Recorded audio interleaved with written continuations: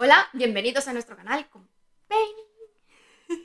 Y yo soy Mary y hoy os traigo un libro de ciencia ficción y en concreto El ascenso de Endymion por Dan Simmons, y que es la cuarta y última parte de la saga de los Cantos de Hyperion y el segundo de la segunda duología de Endymion. Fue publicado en 1997, 2 años después que el anterior, y recibió varias nominaciones a premios muy importantes y en concreto ganó el premio Locus a la mejor novela de ciencia ficción, y en España está siendo publicado actualmente por la editorial Nova y B de Libros, que creo que pertenecen en realidad al mismo grupo de Random House, con 864 páginas. Como podéis ver, es un libro muy largo,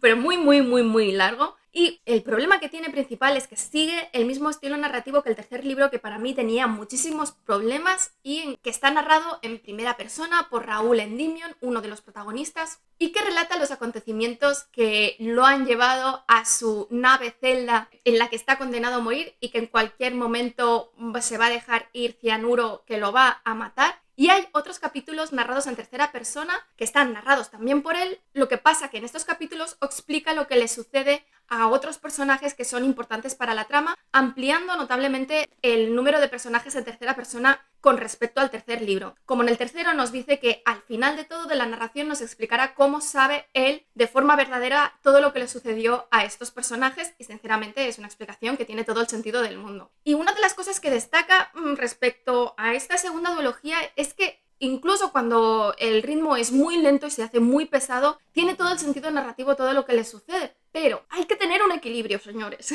porque no puede ser que se termine convirtiendo en un infierno, porque a mí pocas veces me pasa que esté leyendo con un libro y se me caiga el Kindle encima porque me estoy durmiendo, incluso durante el día, y no solamente porque lea antes de irme a dormir. Eso para mí es un problema, que tienes problemas de ritmo cuando queda claro con Dan Simmons, ya con la anterior duología, que no es un problema endémico que tenga él, sino que es algo que sucede en esta duología. Y es que, como en el libro anterior hay graves problemas de ritmo, los pasajes que tienen acción son muy buenos, hay ideas brillantes y son muy interesantes. Lo que pasa que hay otros pasajes interminables, normalmente en los capítulos en primera persona por parte de Raúl, que se hacen muy pesados porque se regodea en detalles y en dar excesiva información que no nos lleva a ninguna parte, y que es información que lo más probable es que ni siquiera nos interese, y que se pase pues 20 páginas o más describiendo físicamente un mundo que, vale, es un mundo que es una pasada, pero no hace falta que me digas exactamente el nombre de cada ciudad, dónde se sitúa a nivel geográfico, cómo se llega allí. No, porque no vas a ir nunca a estas ciudades. ¿Por qué necesito saberlo? Y que luego haya grandes elipsis con respecto a información que sí que nos interesaría, porque hay grandes elipsis temporales no solamente con otros personajes, especialmente con Aenea, sino con él mismo, ya que de los 4 años que suceden entre el final del tercer libro y el principio del cuarto, no sabemos nada, no nos explica nada, nos lo explica en 2 párrafos. Por lo que para mí esto, es decir, si lo cuentas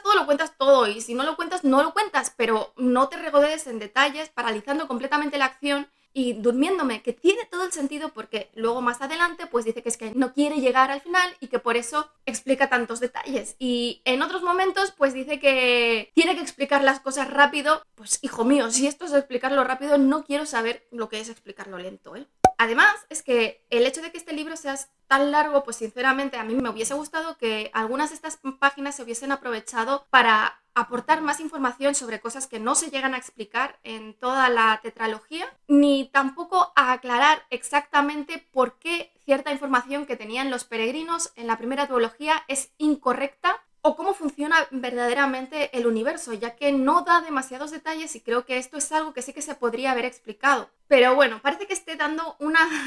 aspecto muy negativo, pero tengo que decir que de cualquier modo yo recomiendo leer esta segunda duología aunque tenga estos problemas, pero no puedo dejar de entender todas aquellas personas que desde la primera reseña me han dicho que la segunda duología de Endymion tenía muchos problemas y no les había gustado. Es que es normal, o sea, con estas alteraciones de ritmo y que la trama, que en la primera duología parecía genial, que en esta segunda duología se cambie, pues crea muchísima esquizofrenia. Aunque hay que decir que queda claro que la trama, seguramente por Dan Simmons, estaba pensada en 4 libros. No digo que no cambiase nada de pensamiento del segundo al tercer libro, porque probablemente sí, y de ahí surgen algunas incoherencias. Pero lo que está claro es que estaba pensado para que fuese así de largo. De hecho, él lo concibe como 2 libros muy largos que separa en 2 libros. O sea, inicialmente tenía que ser Hyperion y Endymion, lo que pasa que salían unos libros larguísimos, pero en su conjunto no deja de tener muy buenas ideas y de tener sentido y enlazar muchas cosas que suceden en esta segunda duología con lo que sucedía en el primero. Incluso sabemos lo que sucede con el resto de peregrinos, incluyendo a Headmastin, que en el primer libro desapareció prácticamente al principio y que en este cuarto libro sabemos qué es lo que le sucedió. Una de las incoherencias que a mí me molestan más, que quizás no lo es, sino que puede ser que yo no lo haya terminado de entender o que simplemente Dan Simmons no haya querido dar toda la información, es que se deja completamente de lado la idea de las inteligencias máximas, tanto humana como artificial, que a mí tanto me gustaba, y tampoco queda claro quién controla y cuáles son las intenciones de la figura del Alcaudón, que es tan importante en los 4 libros. Es prácticamente como un Deus Ex Machina que aparece en un momento dado y bueno, lo soluciona todo como le da la gana o como le conviene las fuerzas que controlen al Alcaudón. Y es una figura pues que a mí me hubiese gustado tener mucha más información y que desgraciadamente no tenemos. Eso sí, los personajes están muy bien desarrollados, tienen un buen trasfondo y lo que es importante también es que más o menos el 90% del libro la narración pues llega al punto en el que se encuentra Raúl al principio del tercer libro y va un poquito más allá para llegar al desenlace que sinceramente, o sea, yo creo que es bastante satisfactorio y muy coherente dentro del universo que se ha estado construyendo durante estos 4 libros. Otro punto negativo o positivo que se puede destacar, depende de quién lo lea y de sus creencias, es que en este cuarto libro especialmente pues hay muchas referencias religiosas, en concreto hacia la religión católica y en la figura de Jesús, y prácticamente se hace una alegoría entre la vida de Jesús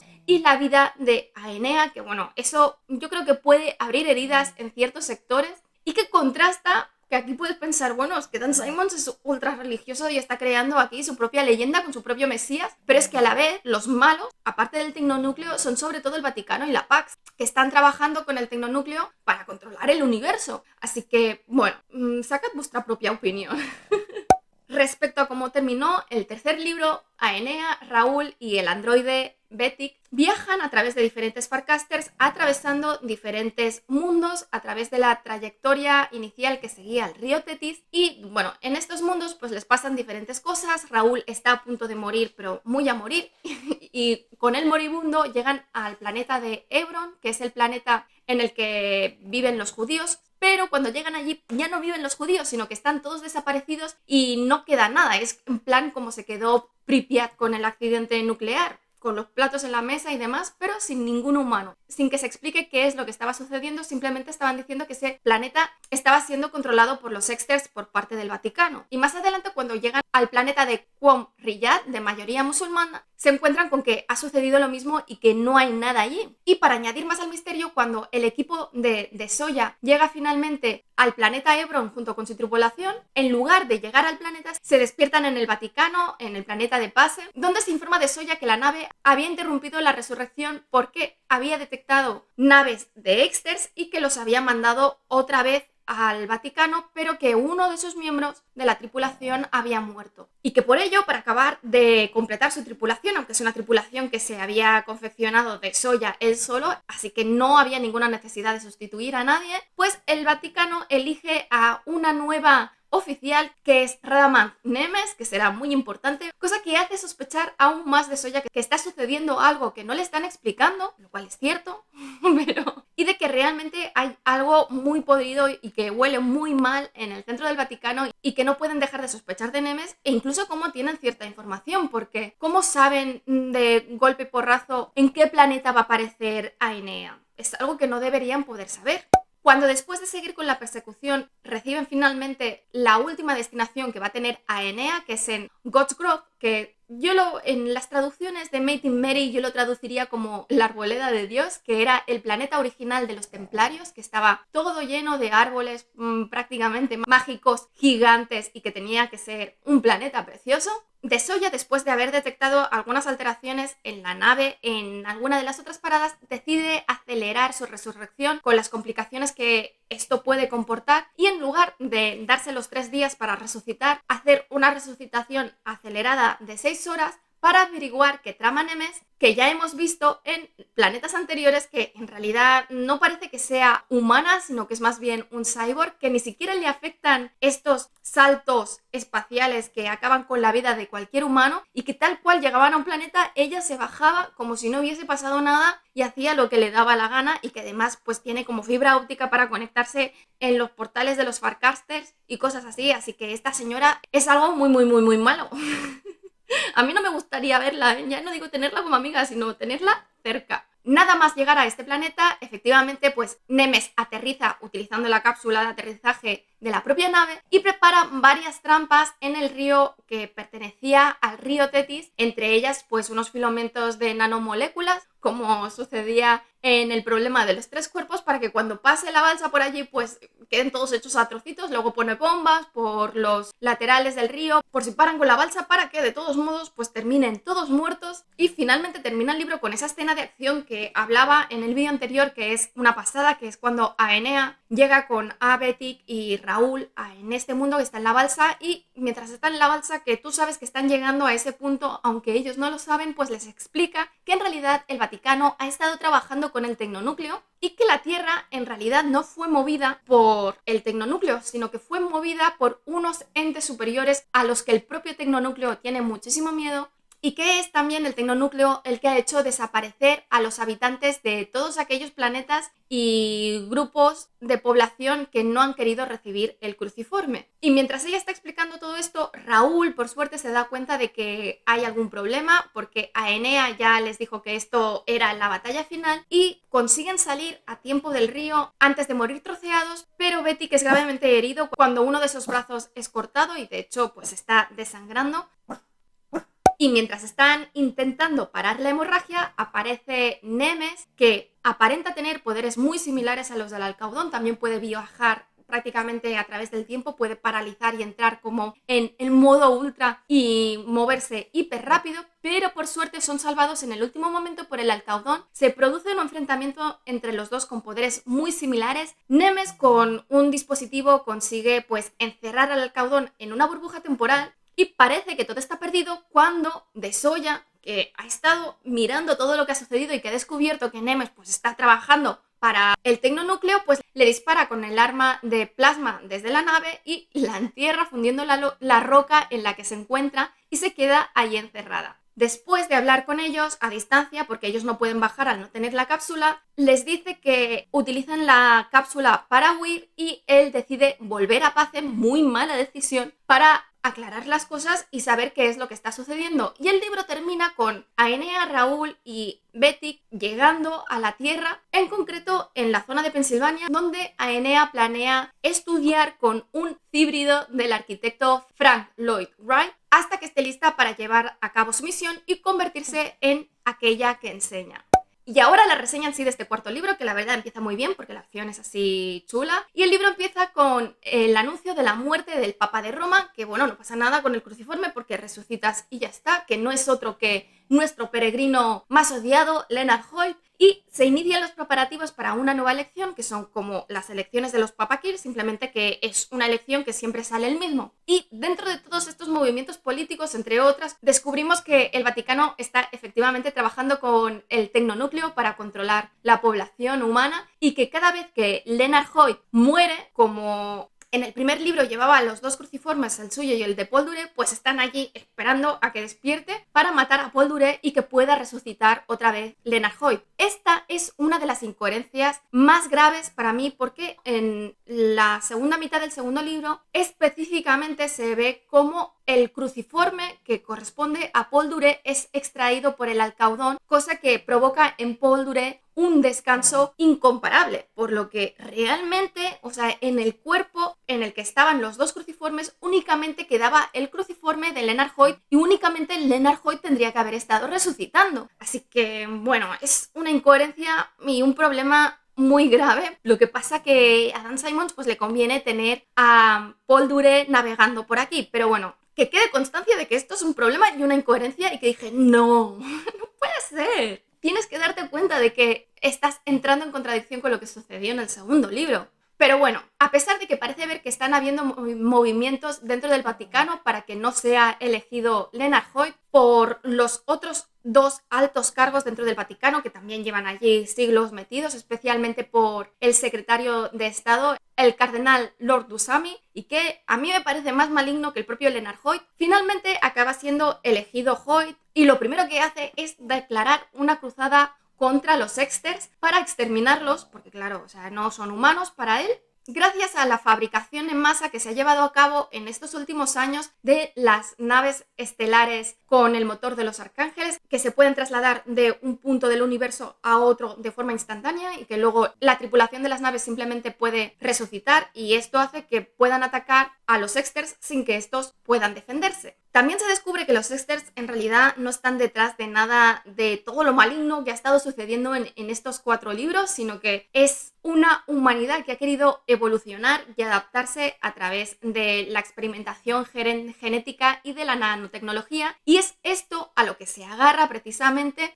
el Vaticano en decir que se tiene que exterminar porque no son ya humanos y que están yendo en contra de la descripción de lo que es un hombre en la Biblia. Y evidentemente pues la intención del tecnonúcleo es exterminarlos porque son una amenaza para ellos, porque es alguien a quien no pueden controlar. Para esta cruzada, el padre de Soya es rescatado de su exilio para dirigir una de estas naves, pero después de varios ataques entiende que este exterminio de Exters y de bebés de Exters y de personas totalmente indefensas, que no se puede conciliar con sus creencias y su moral, y decide llevar a cabo un motín con una parte importante de la tripulación, y a partir de ese momento pues de Soya pone muchos palos en las ruedas de esta cruzada, ya que hace ataques relámpagos destruyendo naves enteras de arcángeles. Por parte del grupo de Aenea, pues han pasado 4 años desde el final del tercer libro, y durante todo este tiempo ha estado aprendiendo del viejo arquitecto junto con otras personas que provienen de la Pax y que han llegado allí gracias a las tumbas del tiempo. Y durante estos años Aenea se ha convertido cada vez en una figura más magnética. Aquí ya tiene 16 años, por lo que cuando al principio del libro muere el arquitecto,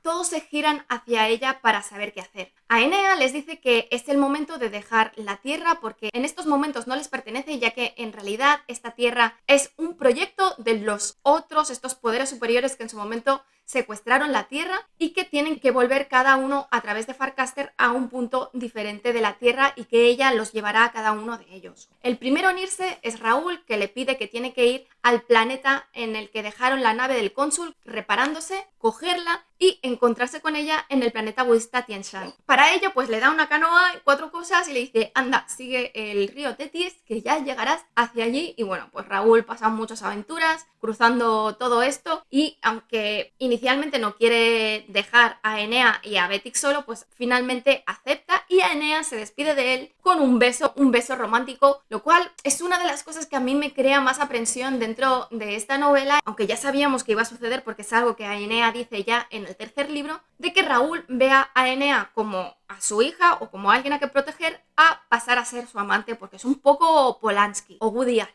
no sé. Lo más importante de su cruce por diversos planetas es que en uno de ellos pues está gravemente enfermo por una piedra en un riñón, y allí se para a recuperar, y precisamente por el tiempo que pierde allí, cuando se va aparece Radamant Nemes junto con otros 3 cyborgs, que ha sido rescatada por estos cyborgs del planeta en el que estaba, pero por suerte Raúl puede seguir su camino porque aparece el Alcaudón y los para a los 4. Después de un viaje que es muy psicodélico, pues termina encontrando la nave y con la nave se dirige hacia el planeta de Tien Shan y descubre algo que Aenea no le ha dicho en su momento, que aunque para él solamente son unos meses, para Aenea y Betic habrán pasado unos 5 años, por lo que Aenea tendrá 21 años cuando la vuelva a ver. Una vez llega al planeta budista, se encuentra con que Aenea durante todos estos años pues ha estado viajando por diferentes planetas, trabajando como arquitecta y reuniendo en cada uno de ellos pues un grupo de personas que la han estado siguiendo mientras ha estado en ese planeta, a las que ha impartido pues explicaciones y enseñanzas, por lo que ya es aquella que enseña. Y en este punto la relación entre Raúl y Aenea también cambia totalmente porque pasa a ser una relación romántica, que es una parte que ya os digo que a mí me incomoda precisamente por la relación anterior que había habido, no solamente por la diferencia de edad. Y en este punto también Aenea pues se pone en modo mensajes crípticos, cosa que también a mí me satura muchísimo. Es algo que también va desesperando a Raúl y a partir de aquí pues avanza, y esto ya lo veremos en el siguiente vídeo. En fin, espero que no os haya hecho muy pesado y que os haya gustado. Si es así, dad al like, dejad comentarios, que ya sabéis que siempre los contesto. Si no estáis suscritos, suscribíos y sobre todo dadle a la campanilla para que YouTube os avise de cuando cuelgo nuevos vídeos, que ya os avanzo que los siguientes van a ser La mano izquierda de la oscuridad, de Ursula K. Le Guin, Al límite, de Thomas Pynchon, y en el ámbito de los cómics, el segundo arco de 2017 de Jessica Jones. Nos vemos en el siguiente vídeo.